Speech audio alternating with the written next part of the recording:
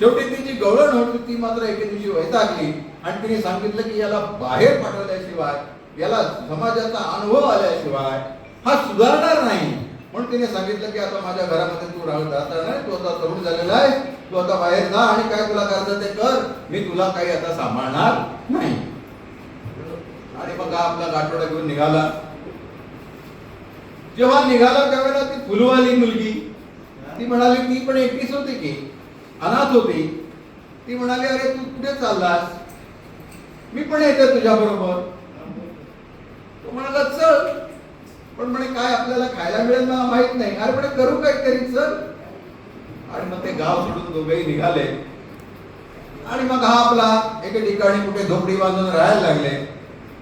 निखळ प्रेम होतं, कुठल्याही शारीरिक संबंधाचा विषय नव्हता, शारीरिक आकर्षण नव्हतं, पण एकमेकांना आपण सांभाळलं पाहिजे असं मात्र दोघांनाही वाटत होतं. आणि ते दोघ जण तिथे राहत होते. आणि हा मग आता दुसरं तर काही उद्योग नाही, हा आपला लाकूड जंगलातून लाकडं आणायचा आणि ती लाकडं जाऊन विकायचा आणि हे आपली फुलं आणायची आणि फुलं विकायची. आणि असा त्यांचा हा दिनक्रम हा चालू होता. ज्या काशी राज्यामध्ये ते आलेले होते त्या काशी राजाची एक राजकन्या होती, तिचं नाव विद्योत्तमा. तर ती उपवास झालेली होती, पण तिला जो वर पाहिजे होता तो वर मात्र अत्यंत विद्वान असा पाहिजे होता.